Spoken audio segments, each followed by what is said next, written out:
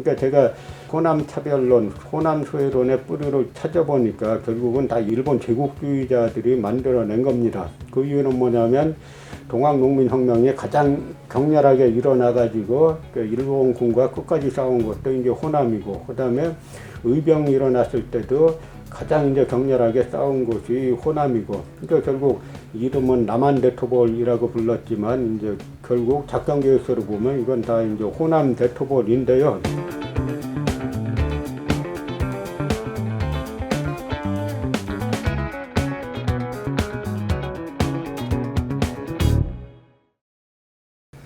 자, 오늘은 그 의병 전쟁에 대해서 좀 말씀을 드리겠습니다. 동학농민혁명군이 일본군과 조선관군의 이제 연합군의 진압에 의해서 이제 좌절이 되면서 이제 마지막 조선을 구하고자 했던 움직임이 의병 전쟁이라고 볼 수 있습니다. 동학농민혁명군은 주로 아래로부터 이제 일반 농민들이 주축이 되었다면, 이 의병 전쟁은 유생들, 일부 양반 유생들과 농민들이 합세했다는 그런 이제 차이가 있습니다. 그 의병 전쟁은 크게 이제 둘로 나눠 볼 수 있는데요. 1차 의병 전쟁과 2차 의병 전쟁으로 나눕니다. 그러니까 1차 의병 전쟁은 동학농민혁명군이 이제 진압된 다음에 김홍집 친일내각 이쪽에서 이제 친일 정책들을 펼치면서 이제 단발령을 내리고 하니까 여기에 이제 저항했던 게 1895년에 이때 이제 저항했던 유생과 농민들이 일어난 것이 이제 의병 전쟁이죠. 그런데 이때 일본은 동학농민혁명을 진압하는 와중에 이제 김홍집을 내세워가지고 김홍집 내각을 수립시키게 되죠. 그래서 김홍집으로 하여금 이제 각종 개혁 정책들을 펼치게 하는데, 이걸 갖다 이제 우리가 역사에서는 과거에는 갑오경장이라고 불렸는데 요즘은 갑오개혁이라고 부르죠. 그러니까 우리가 이 시대를 이해하려면 대단히 복잡해요. 그러니까 이 시대는 하나의 잣대만 가지고 보기가 힘든 그런 시대입니다. 그러니까 예를 들어서 김홍집 내각의 성격을 이렇게 보면은 일본의 사주를 받아가지고 뭐 하는 정책들이니까 그 부분에서는 대단히 부정적이죠. 그런데 실제로 김홍집 내각에서 시행했던 그런 이제 정책들을 보면 그건 또 상당히 근대적인 요소들을 같이 가지고 있습니다. 심지어 그래서 노비제 폐지하고 뭐 양반제 폐지하고 하는 것도 이 김홍집 내각에서 수행한 개혁 정책 중에 들어가 있죠. 외천 황현 선생 같은 분도 이 당시 김홍집 내각에서 신분제를 차별하니까 일반 이제 백성들이 그것이 뭐 서양에서 왔던 일본에서 왔던 따지지 않고 다 이제 좋아했다, 만세불렀다라고 하는 그런 기록을 남길 정도로 이 당시 김홍집 내각에서 수행했던 개혁 정책들을 단순히 이제 배후에 일본이 있었다 하는 이유 하나만 가지고 전체를 갖다 부정하기 힘든 측면도 이제 있는 게 사실인 겁니다. 1895년이라는 요 시점만 해도 아직 조선이 이제 완전히 망하지는 않았을 때죠.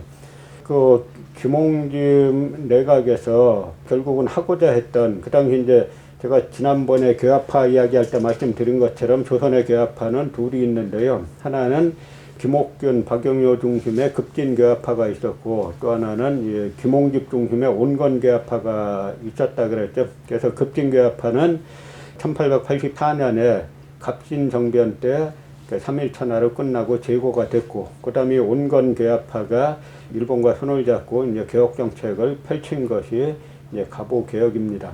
그런데 이 급진개화파나 온건개화파나 결국은 하고자 했던 제도개혁의 최고봉은 뭐냐면 입헌군주제예요.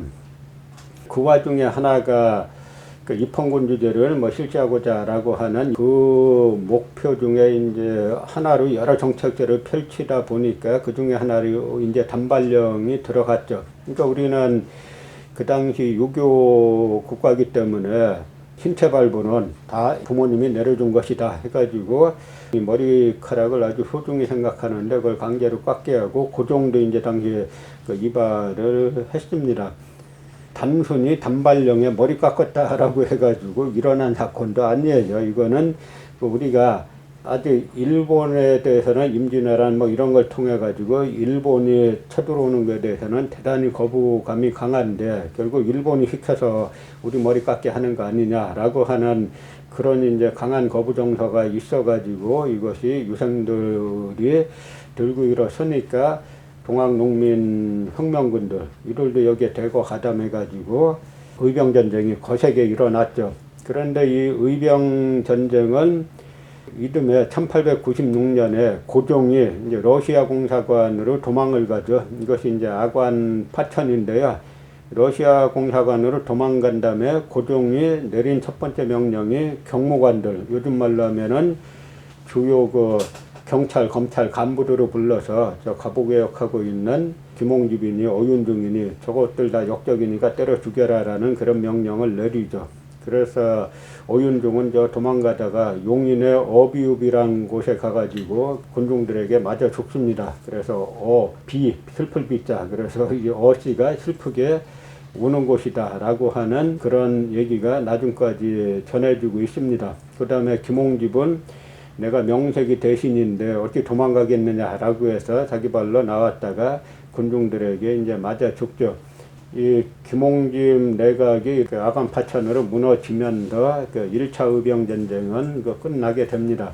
그러다 2차 의병전쟁은 이제 10년 후에 그 을사늑약이 체결되니까 여기에 이제 저항했던 유생들과 그 다음에 농민들이 합세해가지고 일어나는 것이 이제 2차 의병전쟁인 거죠.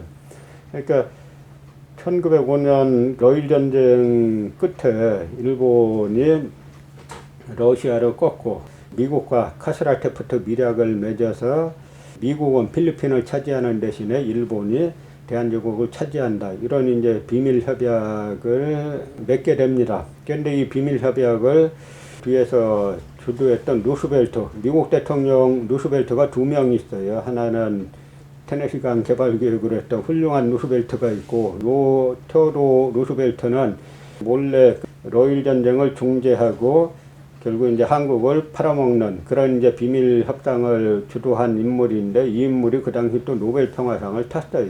그러니까 저는 노벨 평화상 탄 인물들 중에 뭐 테레사 수녀를 비롯한 소수를 제외하고 정치인들에게 준 것들은 결국 어떤 뭐 큰 의미가 있는가라는 이제 회의감이 들기도 하는데요.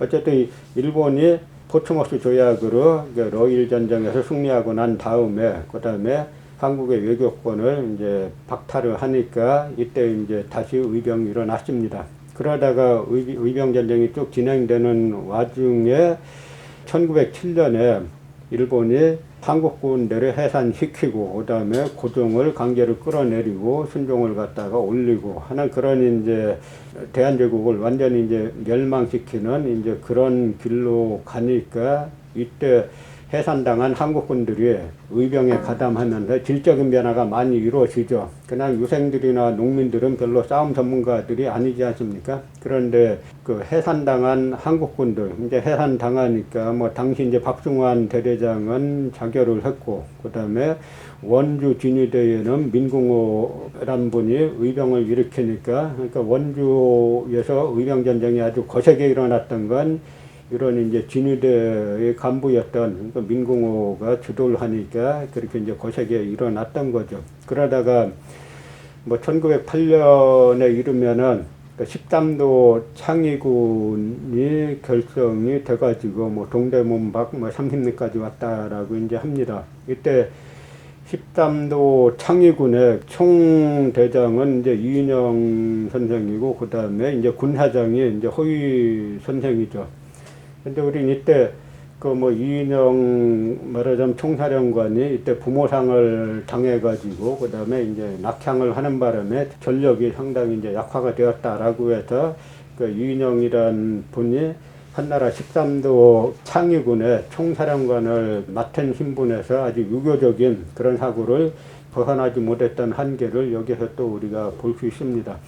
그래서 허위 선생은 의병을 갖다가 이제 그 총지휘하게 되는데, 이 허위 선생의 당시 경력 중에 대단히 이제 의미심장한 그런 경력이 이제 평리원 경력이에요. 평리원이 당시에 지금으로 치면 그 당시 이제 2심제 평리원을 도입을 했는데 지금으로 치면 고등법원이자 대법원인데 이분이 평리원 그 판사의 역을 맡게 되죠. 그런데 또한 이분 그 허위 선생이 나중에 서대문 감옥에서 사형당한 또 사형수 1호가 됩니다. 또 의병장이었던 이광년 선생도 나중에 서대문 형무소에서 또 사형을 당하는데 이광년 선생의 기록을 보면은 평리원에 가서 보니까 당시 이제 조선인들이 거기 다 이제 역할을 하고 있는 거예요. 그러니까 이광년 선생이 너희들은 국적이 어디냐라고 하니까 뭐 조선입니다라고 하니까 왜 조선인들이 외놈의 앞잡이 노릇하느냐라고 막 꾸짖고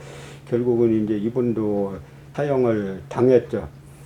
마지막은 일본이 이제 1910년도에 우리나라를 이제 완전히 대한제국을 점령하기 전에 뭘 하냐면 1909년도에 남한 대토벌이라는 걸 갖다가 수행을 합니다.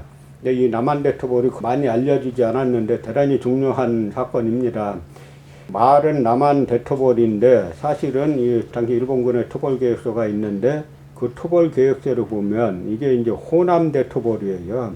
왜 그러냐면 이 당시 토벌사령부가 어디 있었는가를 보면 알 수 있는데 포병사령부가 처음에는 남원에 있다가 그 다음에는 광주에 뒀다가 그 다음에는 그 영산포에 뒀다가 나중에는 목포로 가서 끝나는 거죠. 이 당시에 동학농민혁명 때부터 가장 이제 일제에 일본군이 진주한 이곳, 그 다음에 일본이 우리나라를 먹으려고 하는 것에 대해서 가장 강렬하게 저항한 세력이 바로 이제 호남 이쪽 세력들이죠. 그래서 제가 이렇게 쭉 공부를 해보니까 결국은 저는 이제 우리나라 호남 차별론의 뿌리를 찾기 위해서 제가 공부 여러 책들을 많이 봤어요. 그런데 조선조에는 그런 게 전혀 없었어요. 사실 차별이라는 게 지배층이 이렇게 만들어내는 건데 조선조에는 그 영남 양반 남인들을 갖다가 영조 때에 이인자와 봉기 이후로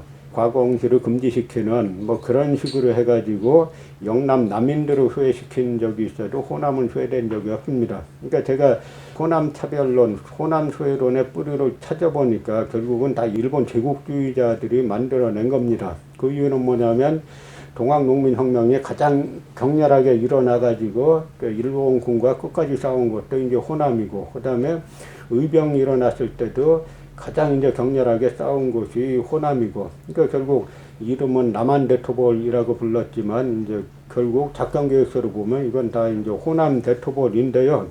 호남 대토벌 계획서를 보면 먼저 포위선을 설정합니다. 그러니까 어떤 산골 마을이 있으면은 여기에 의병들이 들어가 있을 것이다 하면은 그 마을을 갖다 다 포위해요. 그 다음에 이제 들어가가지고 다 이제 씨를 말려버리는 그런 수법을 사용했습니다. 남한 대토벌이 끝나니까 더 이상 뭐 무장으로 저항할 세력도 없어져가지고 일본이 이듬해에 대한제국을 1910년에 완전히 이제 점령을 하는 건데요.